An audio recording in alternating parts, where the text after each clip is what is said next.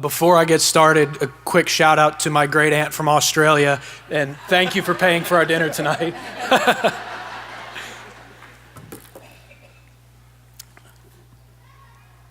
Hi. Feels pretty good to be here, doesn't it? I still don't really believe it sometimes. I woke up this morning in like a cold sweat because I was still worried that I'd missed turning something in for that midnight deadline. So I'm sure that'll go away eventually. But anyway, congratulations to all of you. I know the road getting here wasn't easy, and each and every one of us ran into hardships along the way. So before I get too far, I'd like to recognize some of the people who helped us get here. First of all, thank you to the friends who sat in study groups with us, or went on late night Taco Bell runs, or just hung out when we needed it. The friends I made here at Columbia College helped me more than they'll ever understand. Next, I'd like to thank the faculty and staff of Columbia College for working diligently to make sure the students on this campus and in our other venues felt like they were more than just a tuition check. When I transferred to Columbia College, I had a 1.9 GPA and didn't meet the requirements to be accepted, but after meeting with the admissions staff, they decided to give me a chance. Not long after, I received an email from the Veteran Services Center letting me know that they had retrieved my military transcripts and I would be credited for those hours. Honestly, I didn't even know those transcripts existed. The professors I've been lucky enough to take classes with have been extraordinary as well, not just in their knowledge of their subjects, but in their genuine interest they take in their students' education and well-being. Within the last few weeks of this last fall semester, I lost my best friend, Alex Jenkins. He was actually supposed to be the best man at my wedding in July. My teachers reached out to me and they made sure that they did anything they could to assist me, and it showed me that I was more than just a number, more than just a student that they wanted a positive review from. It showed me that they genuinely cared, and for that, I thank you. I would also like to thank all of the families who supported us on this journey. I'm sure many of you talked on the phone with one of the students in the audience right after they got a paper back with a score they weren't expecting. I know I had a few of those phone calls. So the next person I'd like to thank is my mom for answering those phone calls. And I apologize that it took me this long to figure out that 99% of the time you were right. I'd also like to thank my beautiful fiance, Hallie Castle, for putting up with my long nights of studying, mock trial tournaments on the weekends, and the loud Irish music I'd play while writing papers. I'd also like to thank my new family for all of their support as well. In July, I'm officially becoming a part of my fiance's huge, amazing family, and I couldn't be happier. And finally, I'd like to thank my grandpa, Dr. Landon Miller. I've been very lucky that I've been able to spend so much time with him. When my mom was going back to school, we'd spend quite a few weeknights with my grandparents, and he introduced me to most of my current hobbies like hunting and fishing, and he also taught me how to smoke a mean rack of ribs, but I can't give you guys the recipe, I'm sorry, family secret. As children, we often have heroes that we aspire to be, like Superman or Captain America, but as we grow older, our perception of what we want to be and what impresses us changes. As I've gotten older, I've realized that my grandpa is that person or hero that I want to be.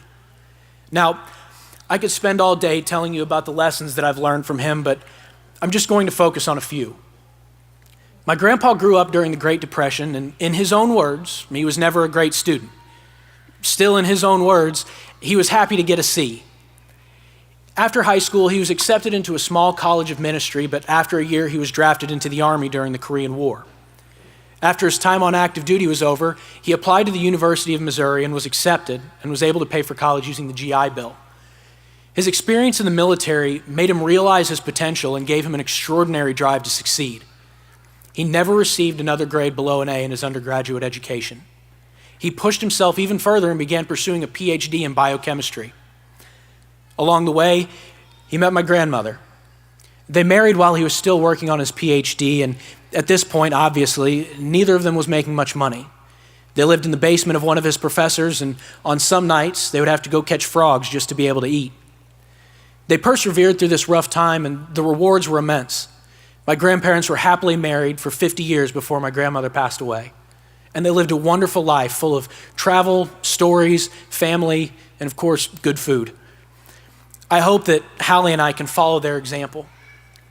His education and work ethic gave him the opportunity for a great career, and he was able to provide a wonderful life for his family. He's actually the reason I was able to go to school.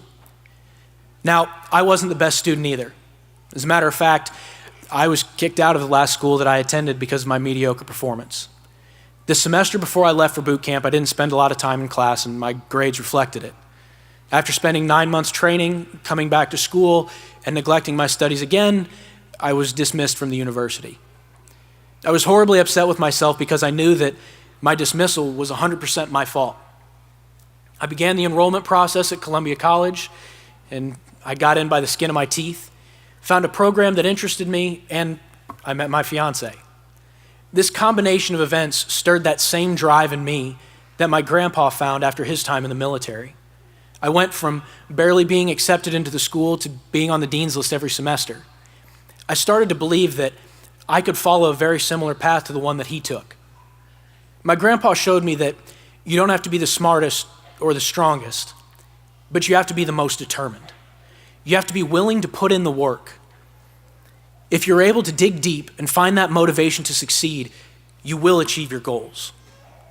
Now, one of the coolest things to me growing up was how many people knew my grandpa, and not a single one of them had a bad thing to say about him. It was always the exact opposite. They always had some story about my grandpa, whether he taught them, helped them, or just made them laugh in a way that they'll never forget. Because of his career in pharmaceutical development, he had the opportunity to travel all over the world.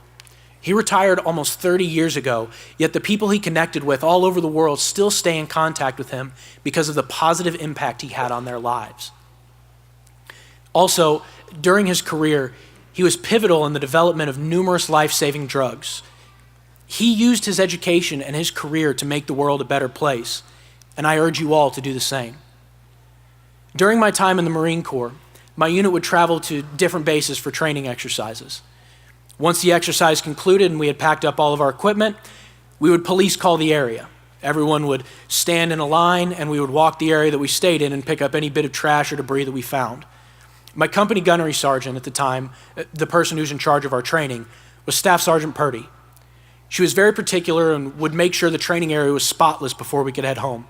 She would even make us sweep out the buildings in the combat simulation towns, even though they probably hadn't been swept out since they were built.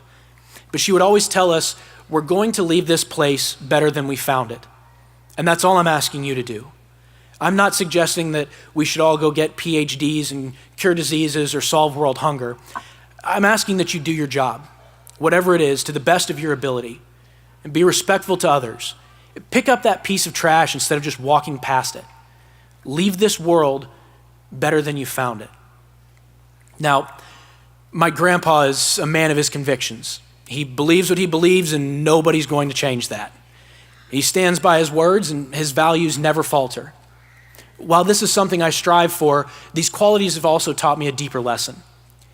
Many people are very opinionated and have strong beliefs one way or another about issues of the day. Unfortunately, in our country today, people with different beliefs or opinions can't seem to get along. Look at Facebook. I have many friends on both sides of the political aisle, so I see a lot of politically charged posts. I can't tell you a single time that the comments section consisted of civil, logical conversation. Every single time the post turns into a battlefield for keyboard warriors to hurl insults at whoever's opinion differs from theirs. I know people who are no longer friends because of differing viewpoints on politics, religion, or other issues that's important to them. The divide that exists in our country seems to stem from people's inability to tolerate or respect other people with different opinions. My grandpa is friends with or has helped people from all walks of life. He can walk into a room with people with completely different values and beliefs and still walk out on good terms, and probably with a few new friends. It's because he is respectful, even if he doesn't agree with what a person says or thinks. There's a quote whose origins are debatable, but it goes something like this. It is the mark of an intelligent mind to be able to entertain a thought without accepting it. I don't like to make generalizations, but if you're sitting here today, I'm going to assume you're intelligent. So think about this quote when you hear someone make an argument that frustrates you, or you see a Facebook comment that really gets under your skin. I've tried to live by my grandpa's example, and I think my group of friends shows that it's working. Some of my best friends I've made here have drastically different beliefs than I do, and we argue about everything. But the arguments never get disrespectful. We listen to each other. We consider the argument being offered, and we move forward from there. Can you imagine the progress that could be made in our country if everyone did this? Hell, Congress might pass a budget on time.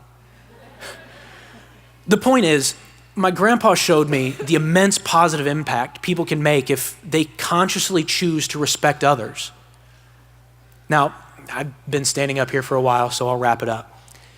Congratulations on finishing this chapter of your lives, and good luck on the chapters to come. When you leave here and go down your chosen path, I hope you remember what my grandpa's taught me. Dig deep. Find that drive to succeed. Leave this world a better place you found it. And most importantly, make a conscious choice to be respectful and to listen to people who think differently than you. Thank you.